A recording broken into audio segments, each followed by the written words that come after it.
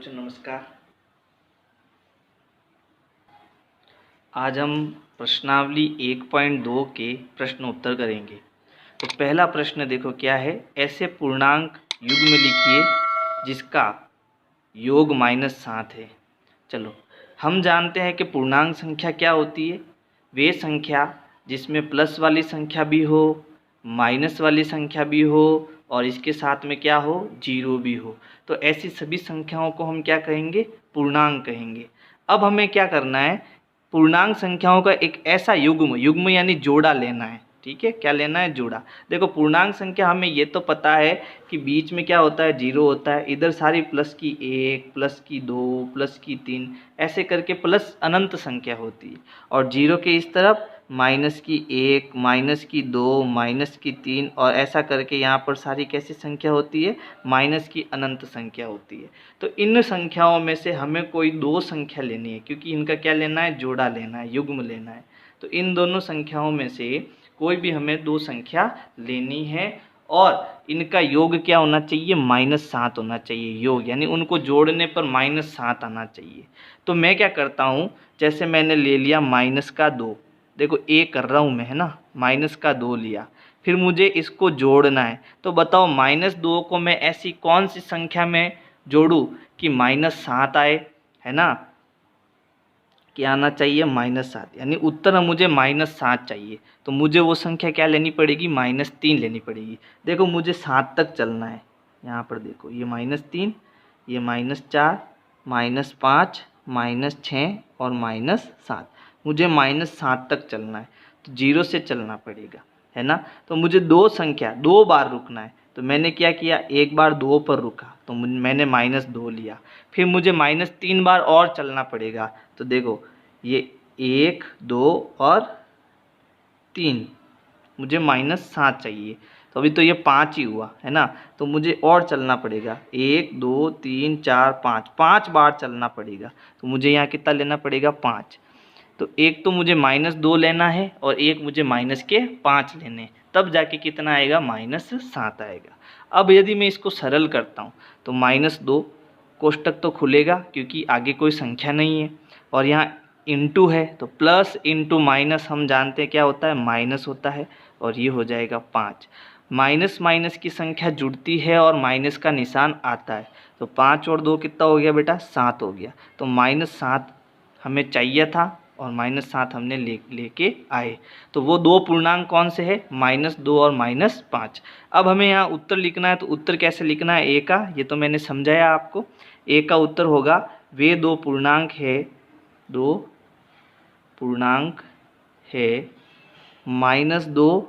और -5। इनके अलावा और भी हो सकते हैं, जैसे एक बार आप ले लिया -1, तो अब आगे आपको कितना चलना पड़ेगा, 6 और चलना पड़ेगा।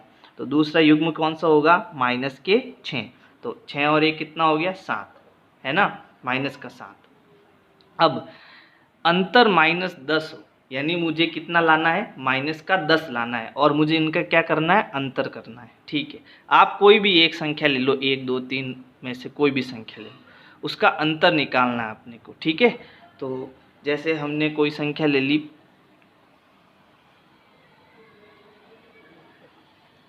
प्लस की 3, माइनस की 3, कोई भी एक संख्या, वैसे हमें क्या निकालना है, इनका अंतर निकालना है। यानी अब बीच में प्लस नहीं आएगा, क्या आएगा, माइनस आएगा। तो वे दो संख्याएं कौन सी हो सकती है, जैसे मैंने ले ली -5। ठीक है, अब मुझे यहाँ क्या लेना है, माइनस लेना है। अब मैंने दूसरी जो संख्या है वो क्या ले ली, +5। ठीक है, दूसरी संख्या क्या ले ली, +5। तो ये तो ब्रैकेट खुल जाएगा, -5, और ये हो गया -5। ठीक है, क्योंकि मुझे क्या निकालना था, अंतर। दूसरी संख्या मैंने +5 ली है, ध्यान रखना। तो -5 और -5 कितना हो गया, -10। तो वे दो पूर्णांक कौन कौन से है, एक तो है -5 और दूसरा है +5। फिर इन दोनों का अंतर हम करेंगे तब जाके कितना आएगा, -10 आएगा। चलो फिर मैंने सी, जिनका योग कितना हो, 0। तो अब मान लो मैंने कोई एक संख्या ले ली +2। ठीक है, फिर मैंने इसको जोड़ा और दूसरा पूर्णांक ले लिया मैंने -2। अब इसको देखो सरल करो, 2 प्लस इंटू माइनस, -2 2 में से 2 गया 0। तो दो पूर्णांक में कौन से है, एक तो प्लस का 2 और दूसरा माइनस का 2। प्रश्न संख्या 2, पहला प्रश्न क्या है देखो, एक ऐसा ऋणात्मक पूर्णांक युग्म लिखिए जिसका अंतर यानी उनको घटाना है, कितना हो 8 हो, और विशेषता क्या होनी चाहिए कि 2 आपको ऋणात्मक पूर्णांक लेने हैं, ठीक है, और उनका क्या करना है, घटाना है। तो मैंने यहाँ 2 कोष्टक बनाए। अब मुझे यहाँ दोनों ही माइनस की संख्या चाहिए और उसका अंतर कितना आएगा, 8 आएगा। तो हम जानते हैं 4 और 4 8 आता है, लेकिन हम दोनों कैसी लेनी है, माइनस की लेनी है। तो -4 ले लेता हूँ यहाँ पे, और यहाँ पर भी मैं क्या ले लेता हूँ, -4 ले लेता हूँ। लेकिन ऐसा करने पर ये क्या हो जाएगा, गड़बड़ हो जाएगा। अब मुझे यहाँ 8 चाहिए, वो भी कैसे, प्लस के चाहिए। तो यहाँ पर मैं ऐसा पूर्णांक 4 से ऐसा बड़ा पूर्णांक लेना है जिनको घटाने पर 8 हो जाए, क्योंकि यहाँ पर इसको जब सरल करेंगे तो वो प्लस हो जाएगा, फिर हमको घटाना पड़ेगा आगे। तो मैंने यहाँ पर कितना ले लिया, 12 ले लिया। कितना ले लिया, 12। अब क्या करना, इसको सरल करना। तो -4 ब्रैकेट खुल जाएगा यहाँ पे, क्योंकि इसके आगे कुछ नहीं है, माइनस इंटू माइनस प्लस, और ये हो गया 12, ठीक है। 8 आता है या नहीं देखो, फिर देखो एक प्लस का पूर्णांक है और एक माइनस का पूर्णांक है, तो घटेगा। तो 12 में से 4 गया, कितना बचा, 8। अब चिन्ह वो आएगा जो संख्या बड़ी है, तो यहाँ प्लस की संख्या बड़ी है तो यहाँ प्लस का 8 आएगा, और वो हमें मिल रहा है। इसका मतलब इसमें पहला जो पूर्णांक माइनस का होगा वो -4 होगा, और दूसरा जो पूर्णांक ऋणात्मक होगा वो कितना होगा, -12 होगा। फिर देखो बी, एक ऋणात्मक पूर्णांक और एक धनात्मक पूर्णांक, यानी अब की बार आपको एक तो ऋणात्मक पूर्णांक लेना है और एक धनात्मक पूर्णांक लेना है, जिनका योग यानी बीच में क्या आ रहा है, प्लस आ रहा है, -5 हो। अब उत्तर हमारे कितना आना चाहिए, -5 आना चाहिए। देखो आता है या नहीं आता है। एक तो हमें कैसा लेना है पूर्णांक, ऋणात्मक। तो आप कोई भी एक ऋणात्मक पूर्णांक अपनी इच्छा से ले सकते हो, फिर इसके आधार पर दूसरा आपको सोचना है। तो उत्तर कितना आना चाहिए, -5 आना चाहिए। जैसे मैंने ले लिया, मान लो -2, तो पहला ऋणात्मक पूर्णांक लिया मैंने -2। अब -5 कब आएगा, ठीक है, जब यहाँ पर मैं,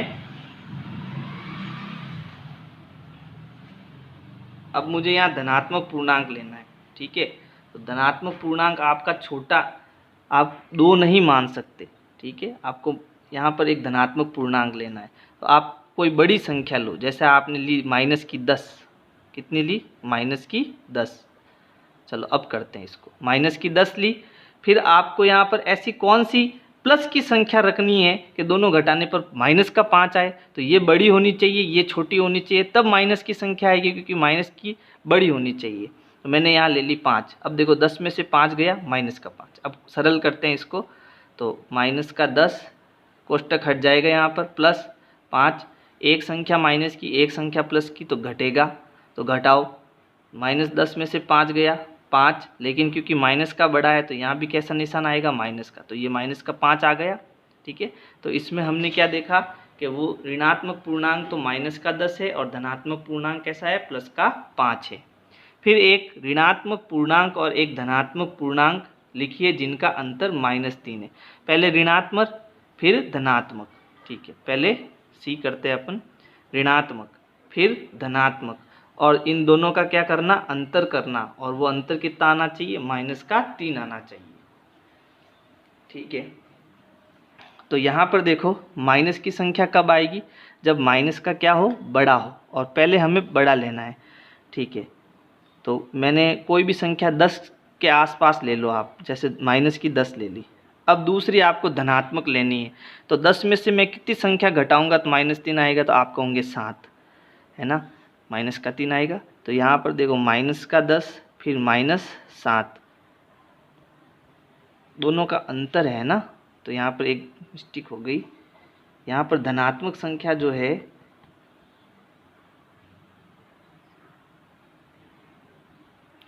तो इसका मतलब हमें यहाँ पर जुड़ रहा है ना, जुड़ रहा है, तो यहाँ पर दोनों छोटी संख्या लेनी पड़ेगी, तब -3 आएगा। तो यहाँ पर मैं माइनस का 1 ले लेता हूँ, और यहाँ पर माइनस के प्लस के कितने ले लेता हूँ, 2 ले लेता हूँ। अब ऐसा करने पर क्या होगा, देखो -1 और ये माइनस का 2, दोनों माइनस के है तो जुड़ेगा लेकिन माइनस का चिन्ह आएगा, तो ये हो गया माइनस का 3। यानी वे दो संख्याएं कौन सी है, पहली तो आपके माइनस की 1 और दूसरी माइनस की 2, फिर दोनों जुड़ेंगे तब जाके आपके कितना आएगा, माइनस का 3 आएगा। अब देखो प्रश्न संख्या 3, प्रश्न में क्या है, किसी प्रश्नोत्तरी के 3 उत्तरोत्तर चक्करों में टीम ए द्वारा प्राप्त किए गए अंक -40, 10 और 0 थे और टीम बी द्वारा प्राप्त किए गए अंक 10, 0 और -40 थे। किस टीम ने अधिक अंक प्राप्त किया और क्या हम कह सकते हैं कि पूर्णांकों को किसी भी क्रम में जोड़ा जा सकता है। चलो ठीक है, अब पहले हम ए टीम की जोड़ करते हैं।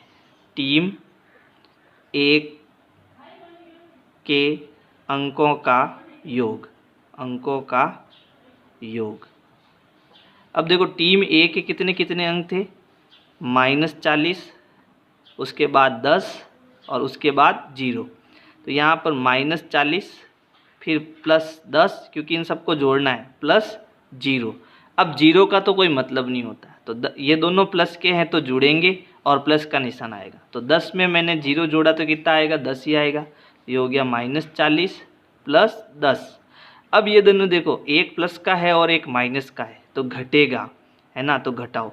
10 40 में से 10 गया 30, लेकिन वो पूर्णांक प्लस का होगा या माइनस का, तो वो देखना आपको। इन दोनों में से बड़ा पूर्णांक कौन है, 40 है, और उसके पास कौन सा निशान है, माइनस का। तो जो उत्तर आया वो भी कैसा होगा, माइनस का होगा। यानी टीम ए के द्वारा जो अंकों का योग आया वो कितना आया, -30 आया। अब टीम बी के अंकों का योग, अंकों का योग, अब इसका योग करेंगे अपन। तो देखो टीम बी यहाँ पर है 10, 0 और -40, यानी कि यहाँ पर नंबर अंक तो वही है, लेकिन -40 पहले आ रहा है, फिर 10 आ रहा है, फिर 0 आ रहा है, और इसमें -40 सबसे पीछे आ रहा है। तो फिर देखते हैं इनका योग कैसे आता है। तो यहाँ पर हम क्या करेंगे, इन पूर्णांकों को जोड़ेंगे। तो 10 + 0 प्लस माइनस की संख्या को हमेशा किस में लिखना, कोष्टक के अंदर। फिर जब भी कोष्टक आ जाता है तो पहले कोष्टक हटाते हैं। तो ये हो गया 10 + 0 प्लस इंटू माइनस, माइनस का 40। अब ये दोनों प्लस के हैं तो जुड़ेंगे और प्लस का निशान आएगा। तो इन दोनों की जोड़ कितनी होगी, प्लस की 10 ही तो होगी। फिर ये माइनस का 40। अब देखो ये प्लस का है, ये माइनस का है, घटेगा तो घटाओ। 40 में से 10 गया 30, लेकिन इन दोनों में से बड़ा पूर्णांक कौन है, -40। तो उत्तर किस में आएगा, माइनस में आएगा। तो हमने ये देखा कि टीम ए में भी -3 जोड़ आ रही है, 30 जोड़ आ रही है, और टीम बी में भी -30 जोड़ आ रही है। यानी कि अगर इन अंकों को परस्पर बदला जाए तो इनके योग में कोई बदलाव नहीं होगा। तो यहाँ लिखेंगे टीम ए तथा टीम बी के अंकों का योग, अंकों का योग बराबर ही रहेगा। ठीक है, क्योंकि इनके अंकों का योग बराबर ही रहेगा। और इस नियम को हम क्या कहते हैं, क्रम विनिमय का नियम, है ना। यानी पूर्णांक संख्याओं को अगर क्रम बदल दिया जाए तो उनके अंकों में उनके कोई फर्क नहीं पड़ेगा।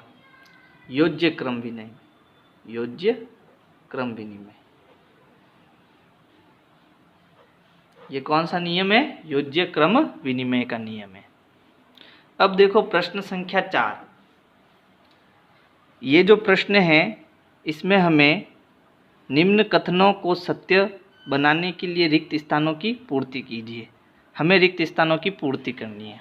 ठीक है, देखो हमने एक नियम पढ़ा था, क्रम विनिमय का नियम, क्रम विनिमय का नियम, और वो भी कौन सा, योज्य क्रम विनिमय, यानी जिनके बीच में प्लस का निशान हो, योग हो उनका।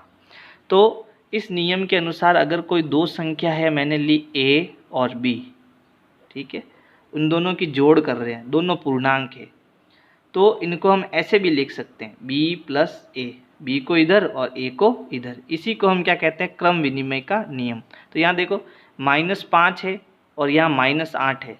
अब की बार -8 आगे आ गया तो -5 कहाँ आएगा, पीछे आएगा, तो ये -5 हो जाएगा। और इस नियम को हम क्या बोलेंगे, योज्य क्रम विनिमय का नियम। अगर इन दोनों को अपन जोड़े तो भी माइनस के 13 होता है और इन दोनों को जोड़े तो भी माइनस के 13 होता है ना। फिर देखो यहाँ पर माइनस के 53 प्लस खाली जगह और उत्तर भी कितना आ रहा है, माइनस का 53। तो मैं यहाँ ऐसी कौन सी संख्या लिखूँ कि यहाँ माइनस का 53 ही आए, तो आप कहोगे 0, क्योंकि 0 अगर किसी संख्या में अपन जोड़े या घटाए तो वही संख्या हमको मिलती है। और इस 0 को जो है हम क्या कहते हैं, योज्य तत्समक। योज्य तत्समक, योज्य तत्समक किसे कहते हैं कि यदि किसी संख्या में 0 जोड़ा जाए तो हमें वही संख्या प्राप्त होती है, इसलिए इस 0 को हम जो क्या कहते हैं, योज्य तत्समक कहते हैं। तीसरा देखो 17 प्लस खाली जगह बराबर 0। यहाँ 0 कब आएगा, जब 17 में से 17 चला जाएगा, यानी इसका मतलब मुझे यहाँ पर कितना लेना पड़ेगा, माइनस का 17 लेना पड़ेगा। प्लस इंटू माइनस माइनस, फिर 17 में से 17 गया 0। तो यहाँ पर भी हम किस नियम को लगा रहे हैं, योज्य तत्समक वाले नियम को ही लगा रहे हैं, क्योंकि यहाँ पर उत्तर क्या आ रहा है, 0। तो यहाँ हम लिख सकते हैं 0 यहाँ योज्य तत्समक है, योज्य तत्समक है।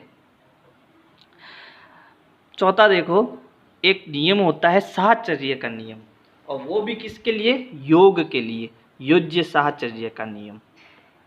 योज्य साहचर्य का नियम।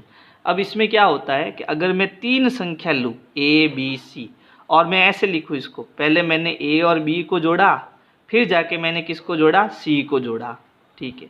अब उल्टा करना, यानी कि हम क्या करेंगे, A को पहले नहीं जोड़ेंगे, पहले हम जोड़ेंगे B और C को, फिर बाद में A को इधर लिख के जोड़ना। तो ये जो नियम होता है ये भी आपस में बराबर होता है, इसे हम क्या कहते हैं, योज्य साहचर्य का नियम। तो यहाँ देखो 3 संख्या है, ये A, ये B और ये C।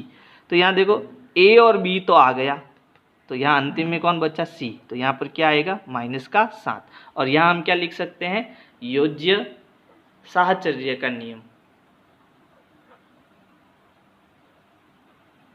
ऐसा कैसा, इसमें भी है देखो, ये A हो गया, ये B हो गया, ये C हो गया, ये A ये B, तो यहाँ पर क्या आएगा, C कितना है, माइनस का 3, तो यहाँ माइनस का 3 आएगा। ये भी नियम क्या है, योज्य साहचर्य का नियम।